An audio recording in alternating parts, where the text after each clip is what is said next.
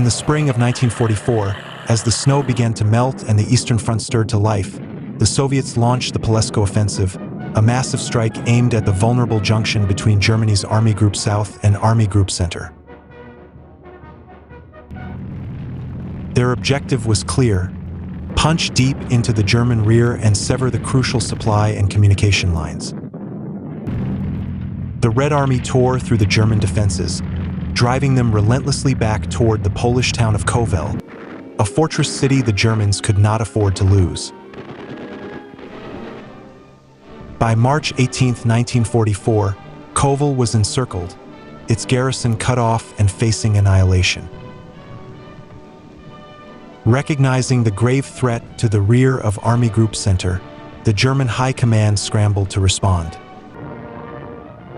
Over the next few weeks, they poured reinforcements into the region, 9 divisions, including 2 Panzer divisions, 1 heavy Panzer battalion, and 2 assault gun brigades, all to defend this vital sector.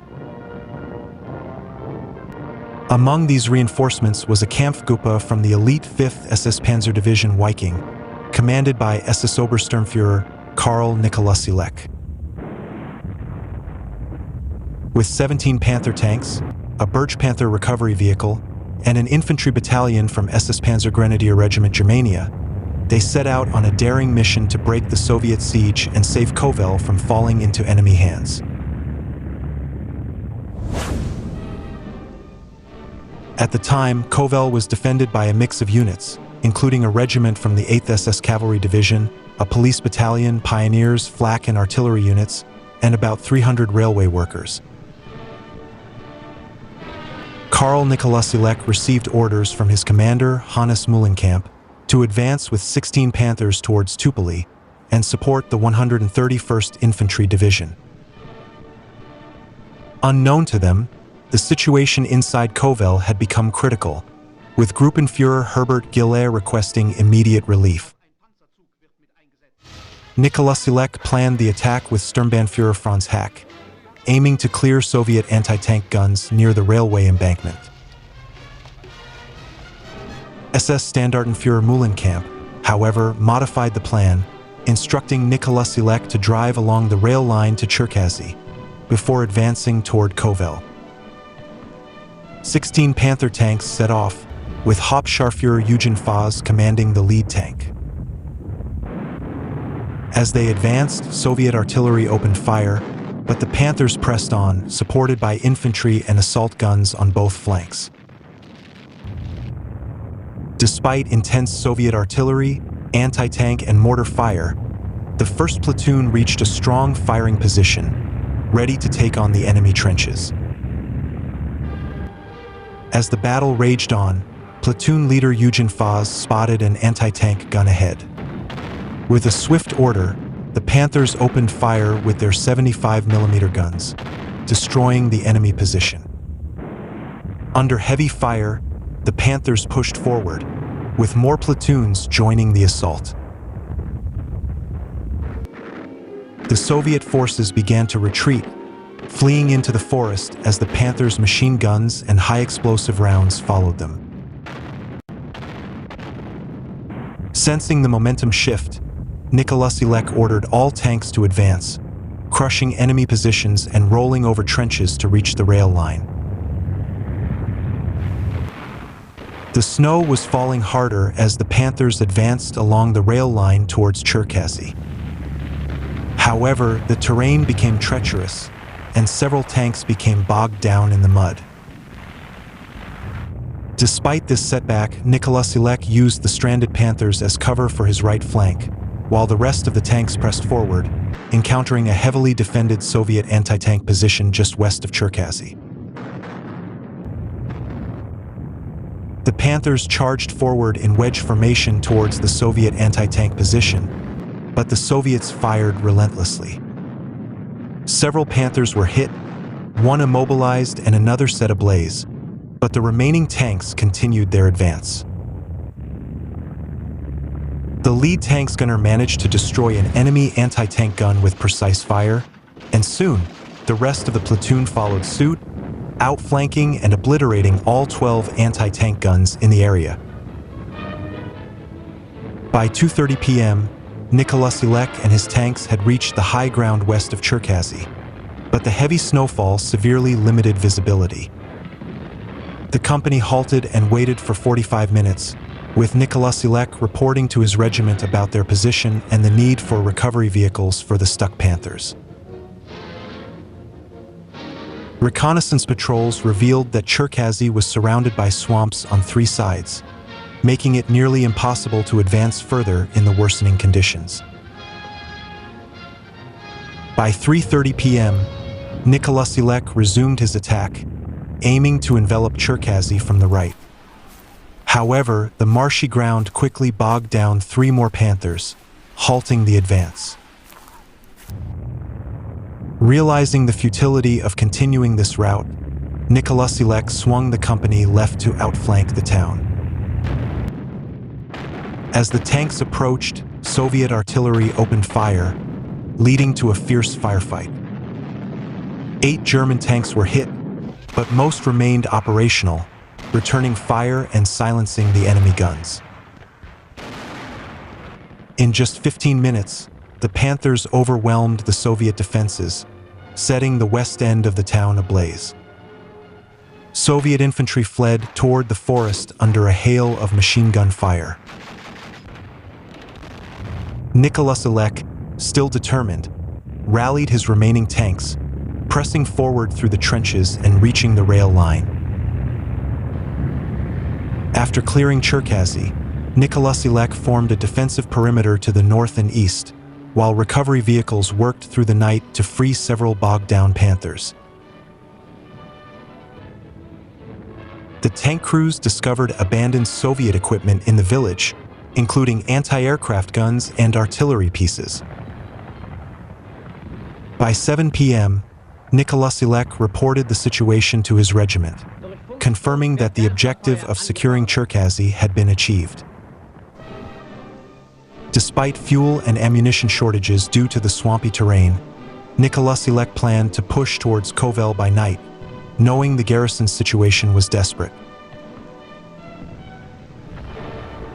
His reconnaissance indicated the railway embankment was the only viable route to Kovel, as it was the least defended and most passable terrain.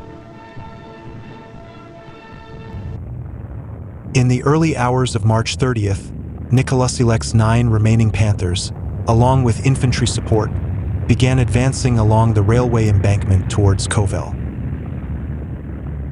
In the darkness, the tanks rolled forward, their engines breaking the silence. Suddenly, muzzle flashes from Soviet tanks and anti-tank guns lit up the night about 400 meters from Cherkasy station.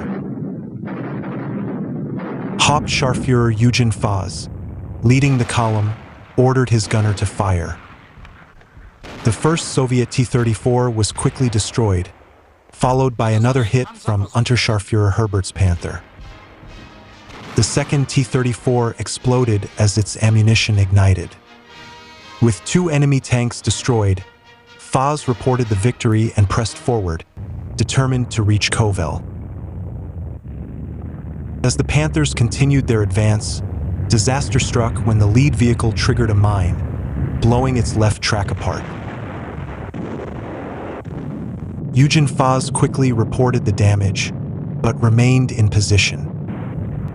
Shortly after, another tank hit a mine while bypassing the disabled lead vehicle, immobilizing it as well. With 2 Panthers now stuck, Obersturmführer Cherkasy arrived on foot, assessing the situation. He ordered Faz to establish a strong point with the 2 disabled vehicles, leaving 16 grenadiers to protect the right flank from any potential Soviet counterattacks.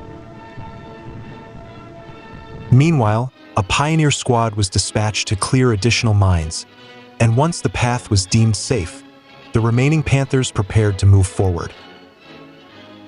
As the infantry arrived, they set up a defensive perimeter around the rail station and the wooded area, fortifying their position. At 6 a.m., Hauptmann Bohm relayed orders not to proceed any further with the tanks. However, Cherkasy, realizing the importance of reaching Kovel, decided to press on with 7 operational Panthers and the mounted assault teams under his command. Leaving Faz and his immobilized tanks behind to defend the strongpoint, the remaining force resumed the drive towards Kovel. Just an hour after the main group had resumed its advance, the strongpoint came under intense fire from Soviet artillery, mortars, and Katyusha rocket launchers. The barrage, consisting of 4 salvos of 16 rockets each, shook the Panthers and the surrounding area. Although the tank crews were unable to return fire, they braced themselves for what was sure to follow. Soon enough, waves of Red Army soldiers emerged from the forest, charging towards the 2 immobile Panthers. Faz ordered the gunners to open fire, unleashing high-explosive shells into the advancing ranks. Although the initial waves were cut down, fresh troops filled the gaps, forcing the Panthers' crews to engage with machine guns and hand grenades as the Soviets drew closer. Faz and Herberts, commanding the 2nd Panther, fought fiercely, even as Soviet soldiers attempted to climb onto the tanks. Quick bursts of submachine gun fire from Herberts and well-aimed hand grenades from both tanks repelled the attackers. While the Panthers held off the infantry, the 16 grenadiers assigned to support them fended off several Soviet tank killer squads. Their swift action prevented the enemy from getting close enough to disable the tanks with explosives. Despite the ferocity of the attack, the German defenders held their ground. The grenadiers lost 1 man, but the rest survived, repelling the Soviet assault from their foxholes.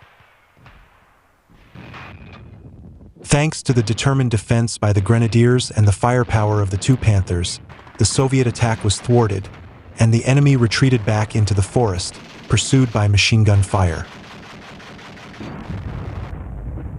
After a brief lull in the fighting, the sound of Soviet anti-tank rifles firing from the woods caught Herbert's attention. He quickly radioed Faz to warn that the battle was far from over. Though armor-piercing rounds bounced off the Panther's side skirts, the continuous small arms fire and the presence of 3 slow-firing Maxim machine guns added to the pressure. Soon, Soviet artillery joined in with 2 anti-tank guns firing at the Panthers. However, the guns were positioned too far away to be a serious threat to the tanks. Despite the ongoing barrage, the German defenders held their ground, with Faz keeping a close eye on the unfolding situation. At a critical moment, Faz made radio contact with Unterscharführer Kasper, who was southwest of Cherkasy with 4 bogged-down tanks. Faz requested artillery support to break the continuous attacks coming from the forest. Kasper coordinated with the division artillery, and soon, the first salvo landed just in front of the enemy-held woods. Faz corrected the range, and the next barrage struck within the forest itself, causing significant damage. As the artillery shells rained down on the Soviet positions, the enemy's focus began to shift away from the 2 German Panthers. However, the Stalin's organs renewed their fire, launching salvos of rockets at Faz tanks. Despite the terrifying bombardment, the Panthers were not directly hit, though they were rocked violently by nearby explosions.